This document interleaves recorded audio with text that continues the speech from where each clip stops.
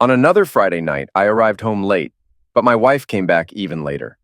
I wasn't thrilled about her spending time with her friends after work, but I recognized the importance of couples having individual pursuits. Victoria was thoughtful enough to inform me whenever she went out, sharing where she was going, and she always made an effort to return home early.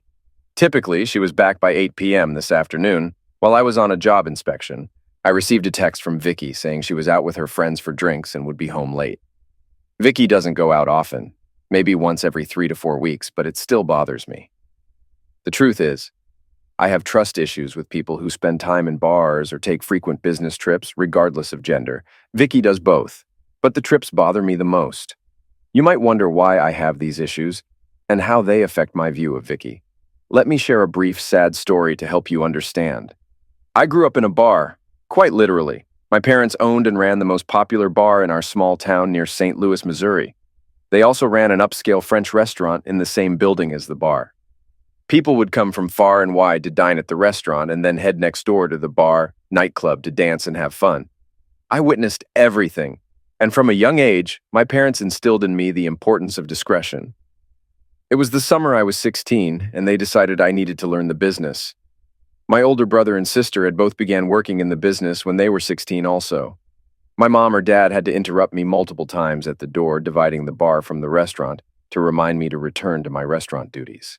That night, my sister was on duty too.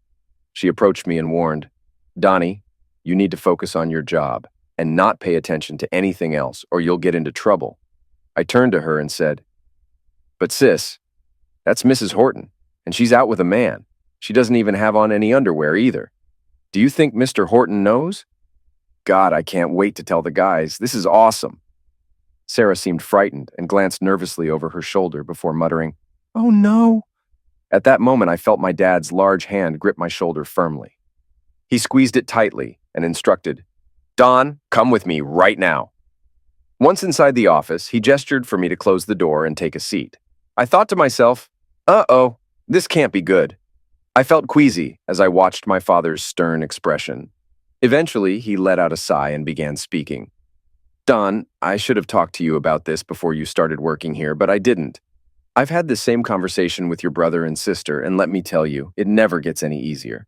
"Mrs. Horton is quite a stunning woman, isn't she, son?" my dad inquired. I was taken aback by his question and felt a bit lightheaded. I wondered where he was going with this and why he was changing the subject. As I tried to gather my thoughts to respond, he repeated, "Isn't she?" I nodded silently, murmuring, "Yeah." Leaning forward on his desk, my dad intertwined his fingers and rested his chin on his thumbs. I can still vividly recall the sorrowful expression on his face. Eventually, he leaned back in his chair and resumed speaking. Even after 20 years, I can still hear his words echoing in my mind. He said, "Son, this business is our bread and butter. It supports our entire family, provides for our comfortable home and amenities like the pool. It sent your brother to college, and it'll do the same for your sister and you. It'll take care of all of us for years to come, as long as we don't do anything to jeopardize it. Don, here's what you need to remember. When familiar faces come in with their families, greet them warmly. If they bring someone unknown, just call them sir or ma'am, unless instructed otherwise. What's crucial in this business is discretion. Ignore things that aren't your concern and forget any indiscretions you might witness. Discussing customer behavior outside this place is strictly off limits. If I find out anyone's gossiping, they're fired. We've lost good employees over this, but our reputation for privacy is as vital as our food and service quality. Understand this, son. Secrets like Mrs. Horton's tend to come out, and it usually ends badly, especially if there are children involved. So, head back to work, and remember to maintain discretion." Throughout high school and college, as I worked at the restaurant, I saw plenty of cheating, but never spread rumors. I learned a great deal about human nature and the consequences of actions, observing how late nights often indicated troubled marriages. This influenced my perspective on trust and relationships. During college, I met and fell in love with Victoria, a new waitress. We realized we were soulmates and planned a future together. We laughed at the cheaters who came to the business, knowing we'd be together for life. However, our parents insisted on a prenuptial agreement to protect family assets, which made us ensure that anything we owned before or inherited after marriage remained ours alone, with clear guidelines for joint assets and child custody arrangements if needed. This precaution was intended to safeguard our individual contributions while allowing us to build our life together responsibly. Vicky and I thought it was silly because we knew we were meant to be together. To my surprise, Vicky's parents wanted the same. They had a large estate and didn't want Vicky's potential share to be split if we divorced. The agreement we came up with solved these issues. Anything we owned before marriage or inherited would stay with us in case of divorce. It also covered pensions. We each kept our own. The only things we'd split were assets acquired jointly after marriage. It even addressed child custody in case of divorce with minor children. If one of us traveled more, the children would stay with the less traveling parent unless it was unsafe for them. Graduation day finally came. Vicky got her bachelor's in finance and snagged a great job at a local stock brokerage. I graduated with a degree in construction management and a minor in landscape architecture. After college, I worked for a construction company for 2 years to learn the ropes. Vicky and I weren't interested in running the family restaurant and bar, so we left it to my siblings while my parents managed the corporate side. After 2 years with another company, I started my own construction and landscaping business. Since Vicky and I could barely afford our home and cars, my parents provided the capital for the business from the family corporation. I received a salary to manage it. Vicky's job was progressing too. She moved into a compliance role ensuring satellite offices adhered to regulations, which required her to travel a few days each month. This made me a bit uneasy because of my own experiences. As time went on, my business grew. I went from small remodeling jobs to building entire new buildings and landscaping them. I was content with the setup, so I never tried to take the business out of the corporation and put it in my name. I just kept earning a larger salary. I was proud that the business's value and our income increased every year. I learned to accept Vicky's travel, but I was never completely comfortable with it. I was fine with her occasional girls' nights out, though. She went maybe once a month and was usually home by 8 p.m. Sometimes I traveled for work too, or went out for a beer with my construction crews or office staff after work. That was just good management, but I made sure to limit it to a beer or two, and always got home no more than an hour later than usual, unless Vicky joined me. A few years into our marriage, we decided to start a family, welcoming our son Patrick and then our daughter Suzanne 18 months later. Vicky became the problem solver at work, often traveling more, sometimes up to 2 weeks a month. We both struggled with the travel, but she believed she'd be leading her department soon, which would reduce her travel and come with a raise. We agreed to keep things going as they were until she could achieve that. When the economy slowed down, my small business had to start taking on smaller jobs we would have previously ignored, especially after the housing bubble burst and the stock market tanked. We had to lay off about half our staff. We weren't drowning in debt, but we definitely weren't making as much money as before. One of these small jobs I reluctantly took on marked the beginning of the end for my marriage. In hindsight, I wish I had never taken it. Maybe things would have been different. I dragged myself to the office one Thursday morning, wondering why I even bothered since I had stayed late the previous night and finished all my paperwork. Vicky had been away all week on a compliance review, not expected back until late Friday, so I figured I might as well get some work done. I almost headed out to supervise our job sites directly because, as you might know, showing up on site really keeps the crew sharp and ensures good work. But I had barely started my day when my assistant told me Mrs. Sloan was here to talk about adding a deck and landscaping her backyard. I wasn't thrilled, just a deck and some bushes, but I met with her anyway, thinking at least it would keep the crew busy for a few days. When Mrs. Sloan walked in, I was stunned. She reminded me so much of Mrs. Horton, my first crush, that I was momentarily speechless. I managed to pull myself together and stood up to greet her. I smiled and said, "Mrs. Sloan, I'm glad to meet you. I'm Don Patterson. Mrs. Simpson mentioned you wanted a deck built. Is that correct?" "Excuse me," I said. "Please take a seat while we discuss what you need. I'm not usually like this, but you remind me so much of someone I knew when I was younger. It's almost like she just walked into the room. Please forgive me." Mrs. Sloan chuckled and then said, "Don, it's Jasmine." She must have noticed the confusion on my face because she continued, "You know, Jasmine Horton, Danita and Alfred Horton were my parents. We used to come to your family's restaurant all the time." Oh my God, I exclaimed. I'm sorry, you were much younger and you've changed. Jasmine let out a laugh, a charming and melodic sound, then said, Well, I guess we've all changed a bit. I was only 10 when my parents divorced, and my mom and I couldn't afford your prices after that. With a sigh, Jasmine continued, Anyway, my husband and I bought a house near where we used to live, and he says we can build a deck, a cabana with a hot tub, and maybe even do some landscaping if the prices aren't too high. When I found out you had a construction business, I just had to see if you would be interested before checking with anyone else. We spent most of the morning reminiscing about old times and discussing what Jasmine and her husband had in mind. Once we had a general idea of what she wanted, I told her I would need to see the house and take measurements before making a bid.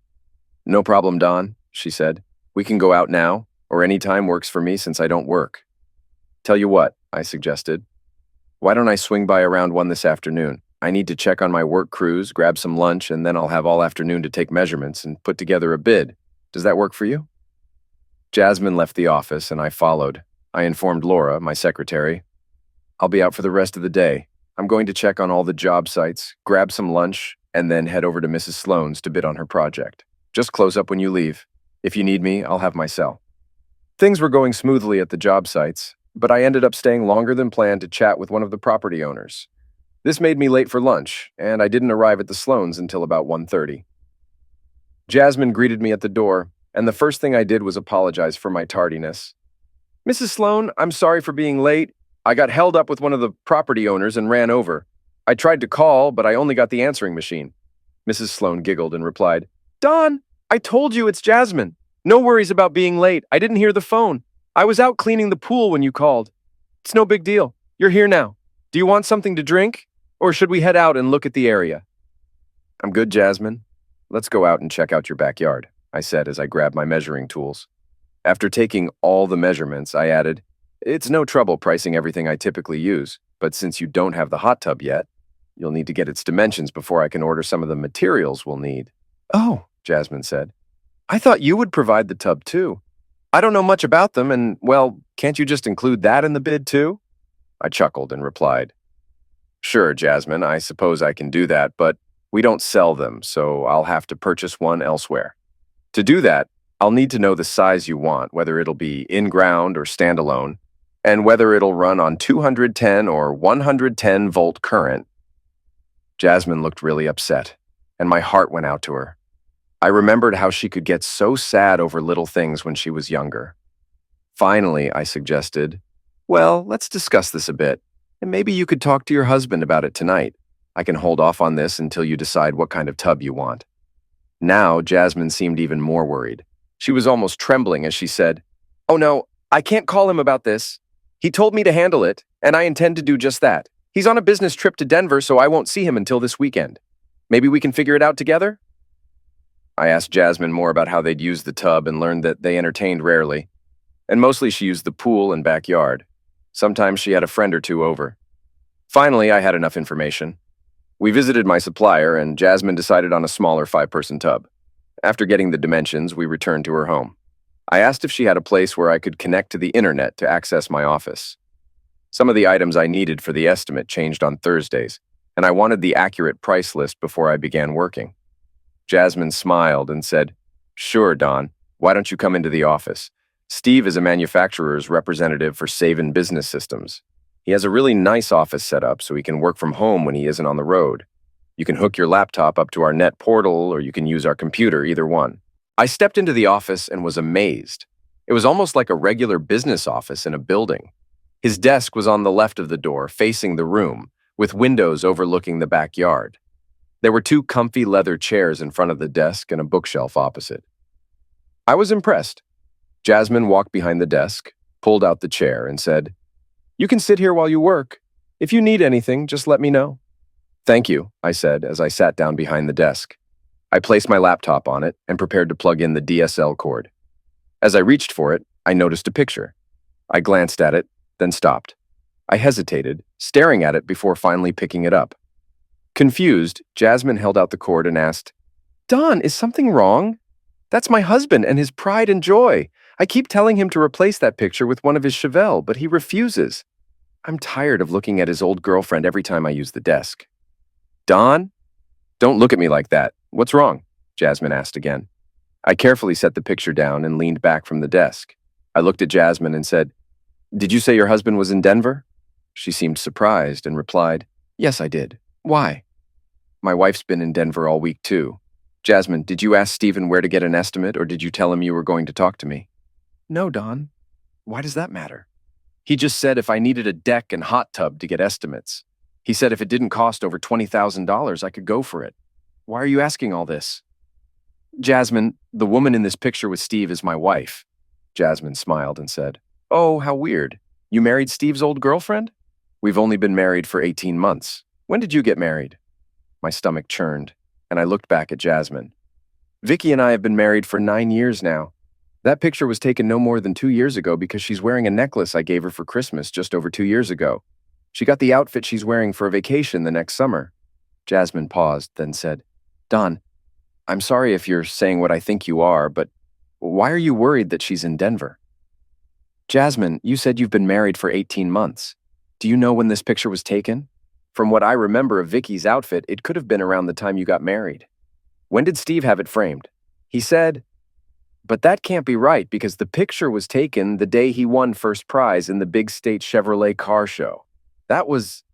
Jasmine began to cry and sank into one of the chairs in front of the desk. She continued softly, That was 3 weeks before we got married. I just never thought, he said it was an old picture, but he's holding the first place trophy. Damn him, Jasmine, wait, Don interrupted. Let's think this through. I saw it all while I worked in the restaurant. I learned to ignore and not talk about other people's business because cheaters always get caught in the end.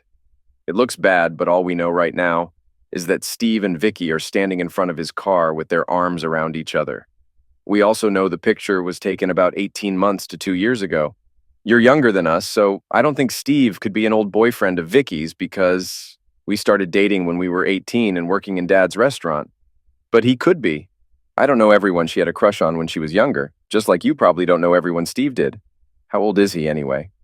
He's 29 and I'm 27. Well, that could work since Vicky's not yet 31. I just don't know. Darn, what should we do now? If we ask them, they'll likely deny it, whether they're having an affair or not. If they are, asking might make things worse. I feel like I should ask, but until today, I trusted Vicky completely. Darn, I'm just not sure. We talked more and came up with a plan we thought was okay. We agreed not to mention what we found out today. Jasmine wouldn't tell Steve about talking to me about the deck, and we'd hire a private investigator to check on Vicky and Steve. The next day, Jasmine and I talked to the security company we use for our construction sites, and they referred us to the investigation firm they use. We talked to their people, signed a contract for their services, and each gave them a check for our share of the retainer. Jasmine made the name on the check shorter, so if Steve asked, she could say it was a deposit for the work we discussed. I used the business account. Vicky never saw those books or checks, so I was safe. I'd just have to repay the business. After 3 weeks, Jasmine and I met with the investigator. He said, Don, Jasmine, I'm sorry. No, that's not right. I'm glad to report that we couldn't find anything to suggest your spouses are involved with each other.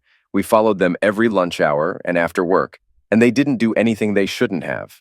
The only unusual thing was last Friday, when Mrs. Patterson and some of her coworkers went out after work. They were at several bars at St. Louis Landing and danced with several men each. Vicky did dance with Steve once, but it was appropriate. They kept their distance and didn't touch inappropriately. There was no kissing or anything else wrong. They didn't talk to each other after the dance. I let out a sigh and leaned back in my chair, glancing at the investigator and then at Jasmine. I was starting to think that maybe my distrust, which I learned from working in the family business, was causing all this mess. We had checked phone records, installed cameras and recorders in the house, and even in Vicky's car and purse. But everything was clean. Finally, I sighed again and said, Well, I guess we can chalk this up to paranoia then. I'm relieved to find out, but I'm embarrassed that I even suspected Vicky and Steve. We can stop the... Wait a minute. Jasmine, didn't you mention Steve's trip to San Antonio next week? Jasmine looked puzzled and replied, Yes, but what does that have to do with... Oh, we won't need to follow them next week, will we? I think that's exactly when we need to follow them. 2 weeks ago, Vicky told me she had a compliance review next week. I don't recall exactly where she said she was going, but I think it was Austin, Texas. Depending on where they stay, they could be just an hour apart. We've established they don't meet around here, so we should check this trip. If they come up clean, then I'll admit I was just being paranoid, despite that picture. It's reasonable to think if they were old friends, Vicky would let him take a picture with her and his trophy. Throughout all the uncertainty and investigation, Don and Jasmine couldn't find any sign that Vicky or Steve treated them differently. They were the same as always. Don couldn't identify any way Vicky had changed since they were dating or early in their marriage. She treated him like he was the only man in the world. They had closeness, and she was as loving and considerate as ever. On the Friday night before Vicky's trip, Don and she went out for dinner on a date night. Later, while they were snuggled in bed, Don asked, "Vicky, do you remember when we worked at Dad's restaurant, and we used to laugh at all the cheaters and people who did inappropriate things?" Don thought he felt a slight tension in Vicky's muscles, but he wasn't sure. She smiled and turned her face toward him, asking, "Yes, some of those people were really dumb. Sometimes, when someone at work does something like that, I think back to those days and wonder how stupid they are." "Why do you ask?" "Oh, there's a guy at work who thinks his wife is cheating on him, but he hasn't found any evidence. When he shared his worries with me, it reminded me of those days, so I advised him to stay calm. I told him if she's cheating, he should stay observant because cheaters usually get caught eventually. I also mentioned that the longer it takes for him to find out, the better it might be for his kids, as divorces are tough on them." Vicky seemed a bit down when she responded, "Why assume it'll automatically lead to divorce? Maybe the wife still loves her husband and the affair doesn't mean much to her. Perhaps she doesn't want a divorce." "Oh, no, Vicky, he's just like me. He's seen the scene in bars and has zero tolerance for cheating, just like us. I can't imagine him accepting a long-term affair any more than we would. Maybe he could handle a one-night stand, but definitely not an affair." Vicky tensed up when Don mentioned not accepting a long-term affair, but she smiled and kissed him gently. "I'm glad you're still the man I married. We've both seen how damaging blatant affairs can be. If he needs help, bring him over and maybe we can support him through it. Good night, honey." Don and Vicky settled into bed, but they didn't fall asleep quickly, judging by their tossing and turning. The following week was tough for Don. He called the investigators twice for updates, but all he got was, "Our team is following them and we'll have a report next Monday." Finally, Monday arrived and Don met with Jasmine at the investigator's office. The atmosphere suggested bad news. The investigator leaned back and said, "When you wanted us to tail your spouses last week, I almost said it'd be a waste. This was one of our toughest cases. But you were right. Steve and Vicky are having an affair. We've got pictures and recordings to prove it." I'm shocked. If we'd stopped after tracking them locally, we'd never have known. They only meet a few times a year in distant cities, acting like chance encounters, being very cautious. We discovered a couple of clever cheaters. They went to different towns and stayed in separate hotels. Surprisingly, they met up in a third hotel but didn't stay in the same room. They each rented their own rooms at different times, but these rooms had a connecting door. Steve paid for his room in cash to avoid leaving a paper trail. Vicky used a credit card under the name Angela Foster, her maiden name, with an address in Washington, Missouri. She also had a state ID card as Angela Foster. Steve used his middle name, Allen, when registering. They only rented these rooms on Tuesday and Thursday nights, didn't stay the whole night, and only met on those 2 days. I leaned back and pondered. Foster was Vicky's maiden name. Victoria Angela Foster. Jasmine nodded. Allen is Steve's middle name. Well, I sighed. I guess it's pretty much over. I'll be scheduling a meeting with a divorce lawyer soon. Before Jasmine could respond, the investigator interjected. Hold on. There's more. I usually wouldn't bring this up, but in this case, something feels off. Despite evidence of act, it doesn't quite seem like a typical affair. It's like they were playing a game. We have hours of recorded conversations, mostly harmless. There were only 2 instances of intercourse during the entire week, and the pillow talk was unusual. Let me play you a clip to illustrate. The investigator played the tape, and we heard Vicky speaking. "You know, Steve, I'm starting to think we should end this. We've been getting away with it for 6 years now and had our fun. We've proven we're clever cheaters, but even you must admit the closeness isn't as good as with our spouses. Besides, something Don said on Friday bothered me. He reminded me about what we learned at his parents' restaurant, that cheaters eventually get caught. No one covers every angle. Sooner or later, overconfidence or a small mistake trips them up. I'm still worried about Denver. It was the first time we went to the same town, and I think it was a mistake. We should have stuck to the original plan, meeting in different nearby towns. I know it's a pain having to book 2 rooms and pay for one we don't use, but I believe we've proven our point. We're smart cheaters, and if you play it smart, you can cheat and succeed. Losing Don is the last thing I want. I love him more than anything. He's the best man I've ever known. After the first few times we got together, the only thrill I got was from the planning and scheming. I can spend hours strategizing and setting up deceptions. Getting the IDs, making reservations, and arranging travel. It's like solving a puzzle. The closeness just doesn't excite me anymore.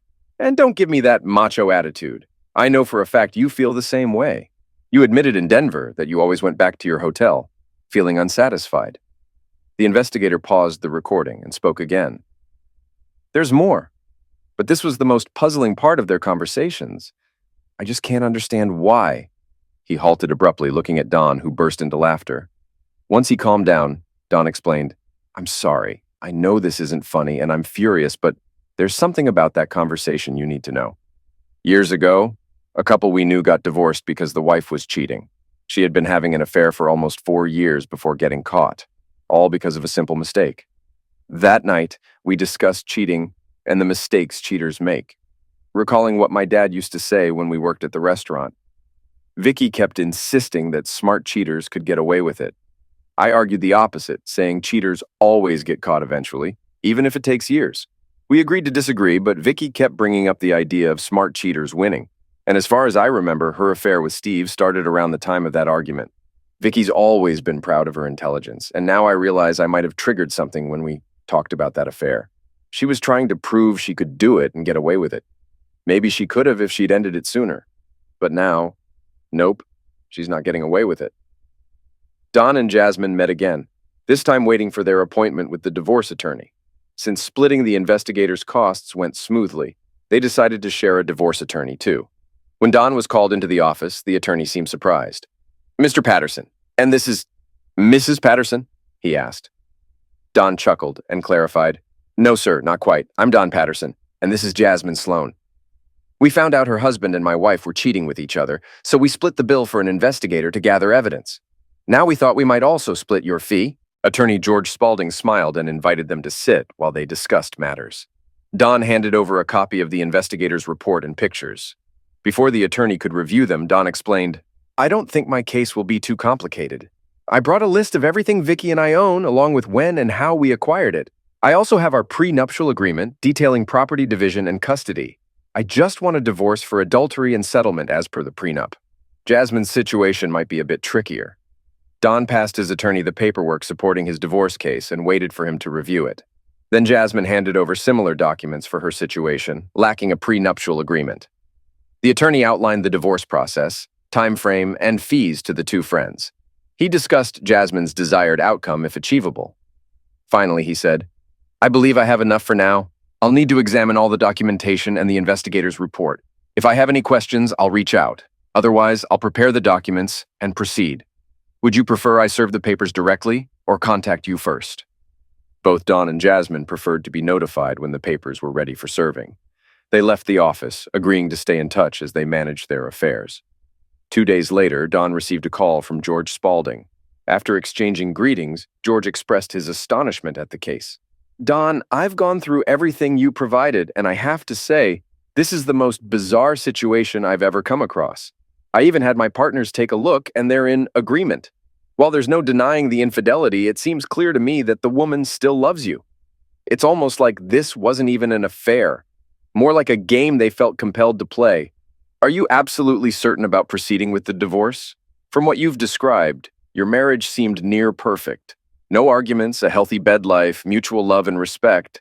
Don, pardon my frankness, but it almost seems like you're playing along too. It's as if it's your move now, and divorce is the only option left. Can't you sit down with Vicky and work through this? I've heard the tapes, and she's told Steve they should stop, that it was all just a game to her. Don pondered for a moment before responding to George. No, George, I've asked myself that same question, and there was a time when I thought I could. If this had just been a game without any physical intimacy, if it had been only an emotional affair, or better yet, just a pretend one, I might have been able to forgive. Initially, maybe it was Vicky's frustration after I challenged her belief in the possibility of smart cheaters. She couldn't accept my belief that cheaters always get caught eventually. But once she crossed that line and allowed Steve into her bed, I couldn't overlook her betrayal. This has been going on for too long, 6 years. Even if the closeness wasn't satisfying and they didn't enjoy it as much as with Jasmine and me, it still counts as adultery. And she needs to face the consequences. George sighed, understanding Don's resolve. Well, it's your decision. I'm just sorry you're going through this. I have the papers ready for filing. When would you like her to be served? Don grinned, a sense of determination in his voice. Well, George, she and Steve are on the East Coast this week. She's due back late Friday afternoon. Can we arrange for her to be served at her workplace on Friday? Her flight lands around noon, so she should be in her office by 3:30 or 4. I want her to receive the papers along with the tape I've prepared. It contains her conversation with Steve about quitting. You're welcome to listen, but at the end, I make it clear. You lose. Like I said, cheaters always slip up and get caught. On Friday morning, Don gathered his crews in his office before they headed out. He explained the situation and why he and Vicky were divorcing. He instructed them not to take orders from her and to keep any business or personal matters to themselves. As they left, Laura, his secretary, expressed her sympathy. Oh, Don, I'm so sorry. It's hard to believe Vicky would do something like this, especially considering how she despises cheaters. Laura chuckled and added, I mean, the things she used to say when we spotted someone we knew doing stuff like that? Whoa. At 4:10 that afternoon, Don received a call from the attorney confirming that the papers had been served. Around 4:30, the phone rang again, and Don could see it was Vicky calling. Don answered, Hello, Vicky. Amid sobs, Vicky's voice quivered weakly. Don, please, can't we move past this? You know I love you more than anything. I realize how foolish I was, but you really got under my skin that night with your superior attitude, lecturing me about how a smart cheater could get away with it. Don, for the first year, it was all just a game to prove a point. You heard me tell Steve I didn't love him and that the closeness wasn't even good. We were going to stop. Please, Don, don't do this to us. I can't believe you actually found out after all these years. I'd love to know how you managed to do it. Vicky, I didn't cause this. You did. Now I have to end it.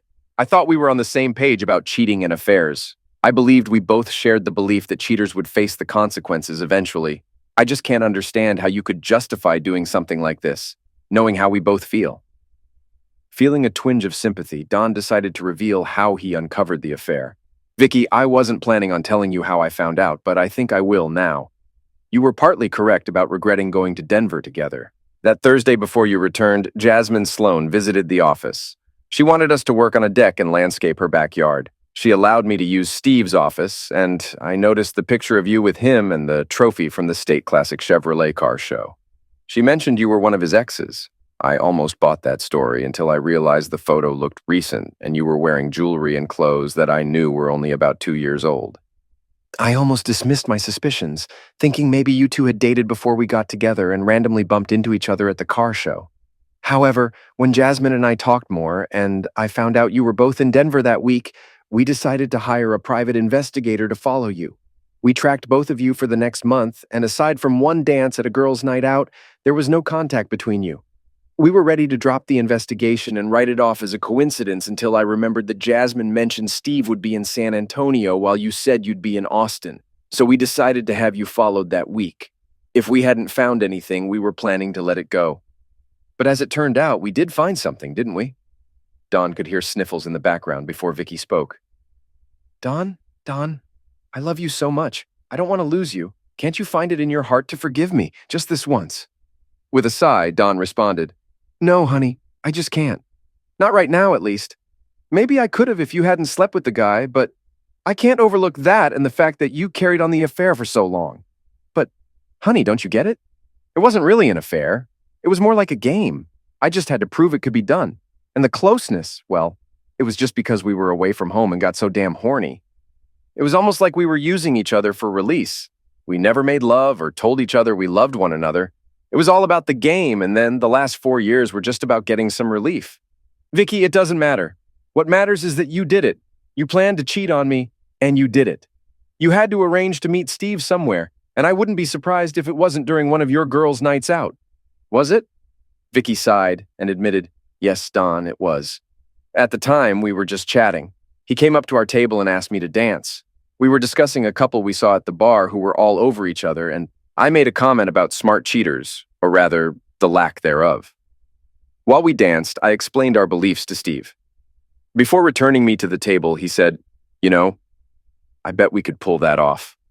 I travel a lot, and if I found someone else who did, we could meet in a different town far from home and cheat without getting caught." We danced a few more times that night and decided to give it a shot. I learned he traveled as a manufacturer's rep, and he found out about my compliance reviews. We realized we'd be in the same area about 3 weeks later, so we planned to meet.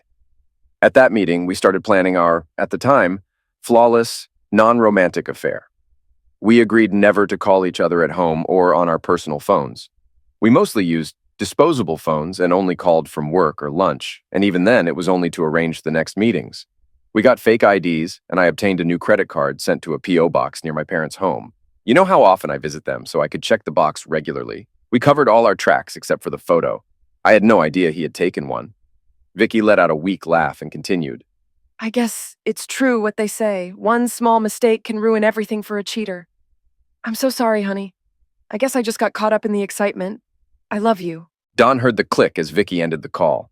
He was taken aback to find tears streaming down his face. He leaned back in his chair, lost in thought. He didn't even notice when Laura bid him goodnight. The next thing he knew, it was dark outside. Before the divorce was finalized, both sets of parents tried to dissuade Dawn from divorcing Vicky. Her parents, in particular, made a heartfelt plea. They called one Saturday and asked if they could visit him and the children at his house. Naturally, he agreed. After spending time with the kids, all three adults sat in pool chairs in the shade, watching the children swim. Vicky's mother turned to Dawn and said, "Dawn, we all know my daughter made a terrible mistake. When she first came to us that night, she was devastated. She could hardly speak. Eventually, she opened up and showed us all the evidence you had against her. Dawn, I have to admit, if I found out her father did what she did, I would have left him too. But can't you consider what I'm saying instead of just reacting the way I would? I know she loves you deeply. I see it every time she looks at you, talks about you, or sees your picture. Her problem is her intellectual pride. She's always been the smartest woman in the room, and she felt she had to prove she could get away with something like this. Dawn, did you ever think that maybe you played a part in driving her to this? She mentioned the argument you had about your friends just before she decided to have the affair." Dawn looked at his mother-in-law and said, "Yes, Mona, I've considered that I might have contributed to her affair. I thought if she had just met him and not slept with him, I could have forgiven her. You know how we both felt about cheaters before we got married.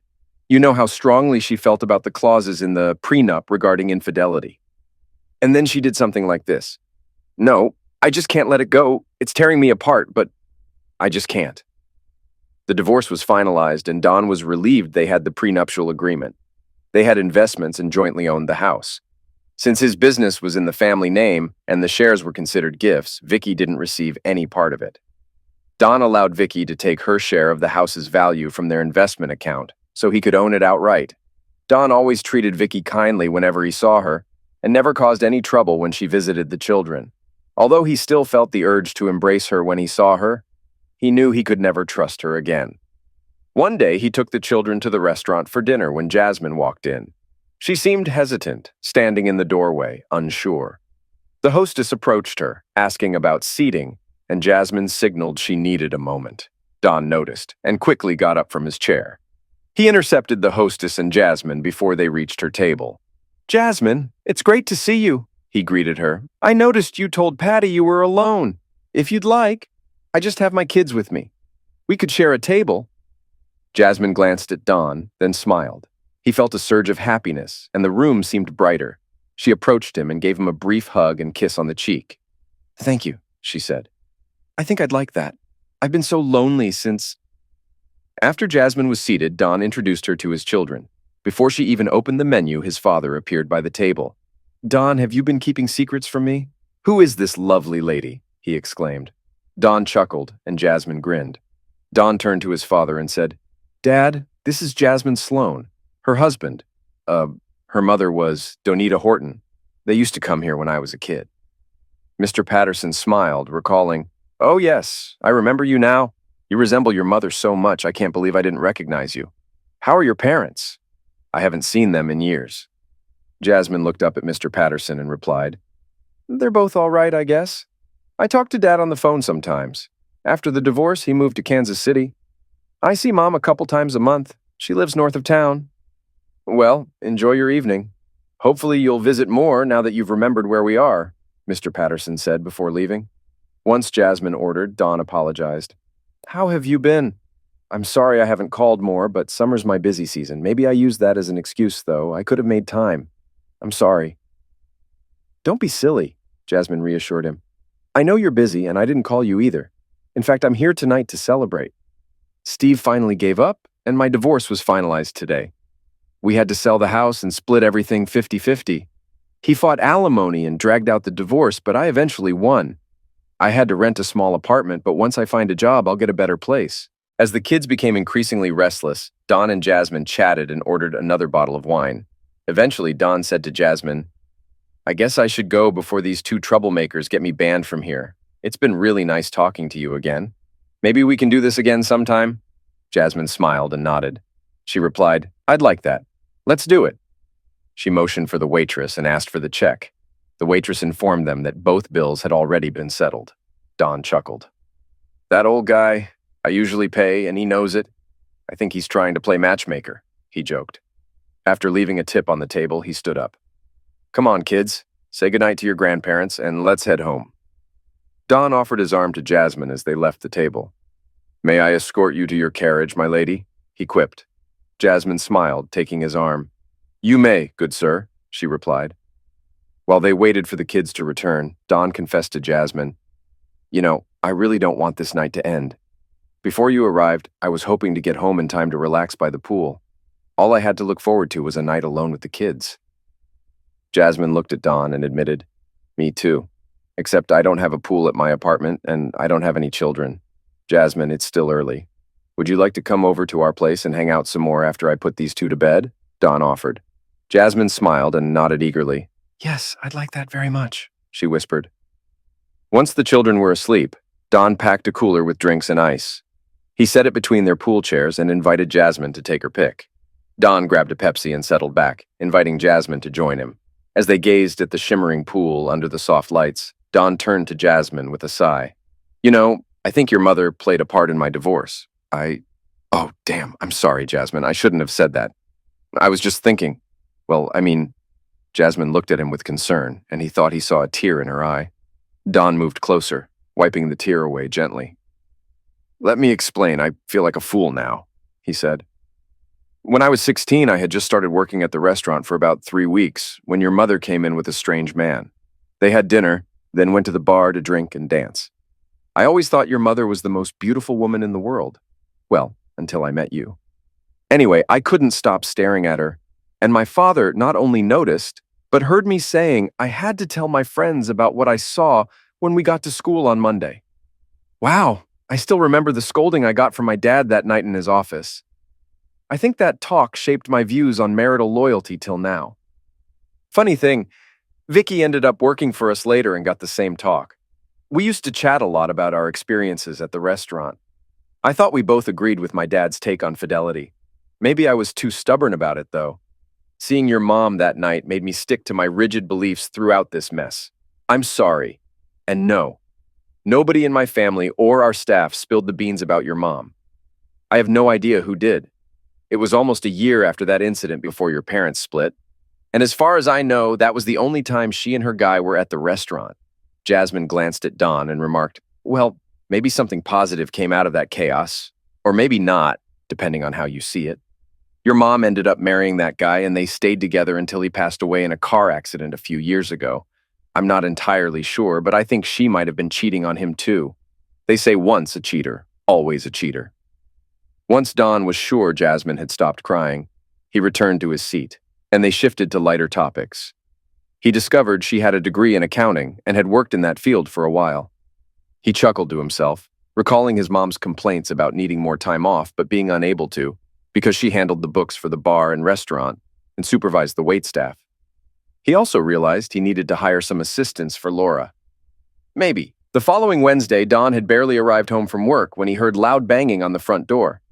Opening it, he was met with something soft and heavy hitting his chest. Focusing his eyes, he saw a tearful Jasmine clinging to him, attempting to kiss him. Amidst her tears, she exclaimed, "Thank you. Oh, thank you. Your parents offered me a job. I went for the interview and they hired me. I start tomorrow. They're paying me way too much and—" Her voice trailed off as she broke down crying again, and Don simply held her close, gently stroking her hair. During the following months, Don and Jasmine grew increasingly close. Don started taking the kids to the restaurant for dinner 4 or 5 times a week, often making sure the bookkeeper accountant could join them. They spent Christmas together at the Pattersons, and both helped out at the bar's New Year's Eve party, much to the amusement of Don's family, who teased them about their constant hugging and kissing. By then, they were seen as a couple, and any invitation extended to one automatically included the other. Valentine's Day rolled around, another busy day for the restaurant and bar. Don and Jasmine were once again called upon to work. After the rush had died down, Don called Jasmine over to the bar. He asked her to join him on stage, pretending he needed her help with a microphone stand. Once there, he surprised her by getting down on one knee and asking her to marry him, holding out a small black box as he professed his love for her. Just as Jasmine's fingers touched the box, her mind deciphered what Don was saying. She closed her hands over the box and said, "What did you say?" Jasmine opened the small box and saw a gorgeous ring inside. She was stunned, her hand flying to her mouth in shock. Slowly, she took the ring out and examined it, then slid it onto her left ring finger, tears streaming down her face. Overwhelmed with emotion, she dropped to her knees and kissed Don passionately, expressing her love and excitement for their future together. Cheers and congratulations filled the room as Jasmine came up for air and saw Don's family surrounding them. They hugged her and offered their best wishes, celebrating the happy couple's engagement. Jasmine and Don set a June wedding date, and in the months leading up to it, Jasmine gradually moved her belongings from her apartment to Don's home. During the reception, while opening gifts, they found a yellowed envelope at the bottom of the pile.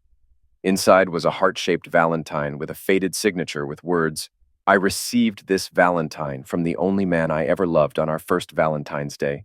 I have treasured it ever since. Somehow it seems appropriate I pass it on to you now. Perhaps it is a symbolic passing on of his heart from me to you. May the rest of your life be filled with love and consideration for one another. May you never break the other's heart or let foolish pride tear you apart. Congratulations. I wish you both a life of love and happiness. With all my love, Victoria."